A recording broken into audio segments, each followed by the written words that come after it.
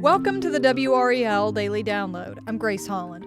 Raleigh's growing faster than almost anywhere else in the country. New neighborhoods, apartments, and office towers are rising across the city, but that growth also brings challenges from flooding and traffic to rising heat and tree loss. WRAL climate reporter Liz McLaughlin joins me to talk about how city planners are trying to make that growth sustainable and what it'll take to keep Raleigh livable in a changing climate. Liz, thanks for being here. Thanks for having me. I think anyone who's been stuck in traffic lately, especially with the state fair and all that going on, can tell that Raleigh is growing. But how big is this boom really? It's huge, Grace. Raleigh's population is approaching 500,000 people, and it's expected to keep climbing over the next couple of decades. And you can see it everywhere, cranes downtown, new subdivisions, even farmland turning into housing development. And the challenge is really figuring out how to grow without losing what makes Raleigh livable, the trees, the parks, that community feel. And that's where the city's long-term plans come into all of this, right? Exactly. Raleigh's updating what it calls its comprehensive plan, basically the city's roadmap for the next 20 years.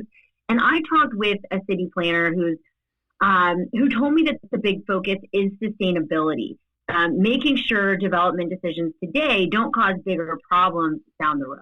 So what did that city planner that you talked to say is the main concern that she's hearing from people who live in Raleigh? Flooding. That's the number one issue people bring up. Residents are seeing flooding in areas that have never had problems before. And it's happening because we're getting heavier rainstorms with climate change. The rainfall intensity is actually higher than it was just a few decades ago. And we've also paved over so much land that used to absorb water. More pavement means more runoff, and our older pipes, older infrastructure just can't handle it.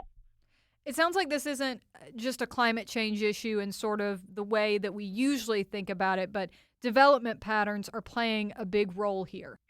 Exactly. When you build out more concrete and fewer trees, the water has nowhere to go. Raleigh's updating its stormwater design to better handle that, and they're actually using new mapping tools, things like GIS data and even artificial intelligence to really see how water moves across the city. And you might remember in Chantal, we were just seeing so many places flood that have never flooded before. So this is definitely a now problem, and the idea is also to predict problem spots before they flood instead of reacting afterwards. Then there's the traffic and housing piece of this. How are they connecting that to sustainability? So they're really trying to make neighborhoods denser and more walkable, especially near bus lines and major roads. So the idea is that if people live closer to work, schools, grocery stores, that they'll drive less. And that means fewer emissions, which is a perk, but also less congestion, right? No one likes sitting in traffic. And it's not just about stopping. It's really not about stopping growth. It's just about where that growth happens. But I'm sure that comes along with some tough things to balance. I mean, if you're building things denser, that means you might lose some of the trees that are in between homes and lighting sidewalks and things like this. So how do they balance that? And that's already happening. I mean, Raleigh's famous for its trees, the city of oaks, but it's really losing canopy fast. Planners told me that they're trying to protect, large connected tree areas whenever possible, but there's always a trade-off, when you're adding housing. And actually, it's really neat. You can go on the City of Raleigh's website, and they actually map every single tree, and it says how old it is and all this stuff. So you can really keep an eye on this if you are interested and want to nerd out. But really, they're looking at ways to encourage denser development in some spots so they can preserve green space elsewhere. And losing trees, it changes the scenery, but what is the impact of losing trees on the city? So it actually changes the temperature too. Some neighborhoods in Raleigh are actually up to 19 degrees hotter than others just because of tree cover or what they call impervious surfaces, right? So concrete, essentially, more parking, more population means more parking lots and more buildings and that sort of thing. And trees are basically natural air conditioning. They provide shade and help cool pavement. So the city's sustainability team is actually mapping out these heat islands, they're called urban heat islands, and really figuring out where they can add trees or even shade structures, particularly in areas that heat up fastest during the summer. And there's actually an environmental justice piece too. The hottest parts of those urban heat islands are often in areas that are minority neighborhoods or lower income areas. It's really interesting. All the different things that you've touched on here really show that growth affects everything. I mean, we've talked about flooding, heat, housing, and there's really an impact here for all of those things. Totally. All those things are connected, and you can't plan for housing without thinking about how it impacts traffic or water, temperature. And that's why this update is such a big deal, and they're spending kind of so much time on it. It's the city's chance to really make those systems work together instead of competing with each other. Let's take a quick break right here, and when we come back, we're going to talk about how Raleigh is trying to build resilience into these growth plans.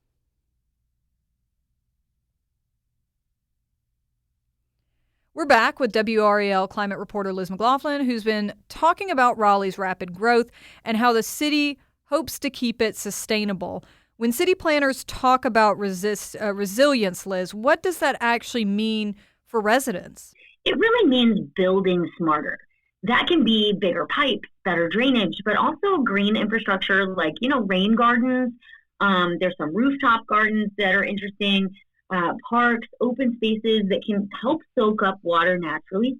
Planners are also working closely with the city's stormwater and parks department now, so they're kind of coordinating those systems, or trying to, instead of working in silos. And we've seen what happens when communities are not ready, like the mountain towns that were hit by Helene.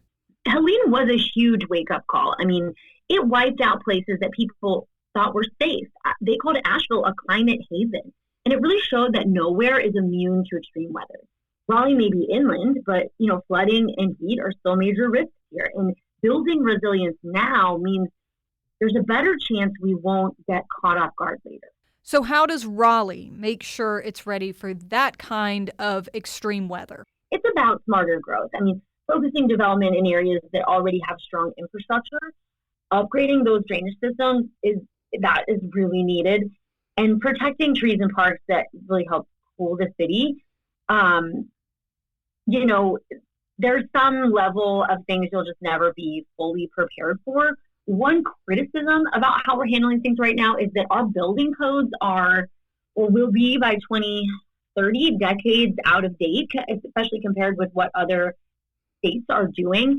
So there were attempts to change and upgrade the building code to have roofs that could resist wind more, things like that. But the housing, a lot of the home builders really pushed back, and they said that it would make homes too expensive. There's some debate about the actual cost increase, but it's also really expensive when you lose your home or lose your roof. So those are some things that are being discussed right now. But at the end of the day, again, it's not about stopping growth. I mean, everyone thinks that population growth, economic growth is a good thing for North Carolina, but it's just about planning for a future with heavier rain and hotter days and more people to using those roads and resources and hospitals. Right. And you've talked a little bit about different kinds of data and things that the city compiles. How big of a part is that part of this playing in being able to plan? Raleigh's really ahead of the curve from what I can tell. One of the first cities in the nation to really do this in a comprehensive way. And so they're using sensors and artificial intelligence to really map the flood risk, as we talked about, but also the heat islands, and potentially use that, it's kind of in early stages now, in whether or not to approve a new development, or maybe they'll change how the design they'll approve or the permit that they'll issue to really take that into account. And it also simulates what storms might look like in the future. So it's taking climate change into account. So it's not just what's happening now, but what they expect to happen 10, 20, 50 years from now. And that really helps planners design drainage systems, for instance, that can handle bigger storms, and helps developers avoid building in places that could become problem areas later. That's really forward thinking, but I'm sure, some of the restrictions that modeling might show, maybe you have to change this plan for building this neighborhood based on flood risk that the data shows. I would think that that's also a big challenge for the city being able to grow fast. Growth is inevitable. I mean, people want to live here. The question is really whether we grow in a way that's sustainable. And the choices we make now will decide whether Raleigh's infrastructure can handle what's coming, or whether we'll end up playing catch up down the road, which can be dangerous and expensive.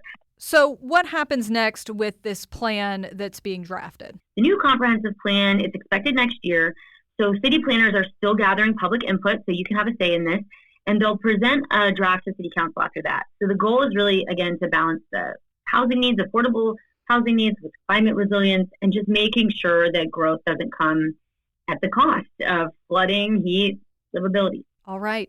Well, you can read more about Liz's reporting, including her upcoming story on how AI is helping Raleigh map flood risks at WRAL.com. That's today's WRAL Daily Download. I'm Grace Holland, and thank you for listening to the WRAL Daily Download and for making us part of your morning routine. Another great way to get WRAL news is the Morning Briefing newsletter. That's a daily email, and it's got triangle news, events, and headlines to help you get ready for the day. You can sign up at WRAL.com/newsletter.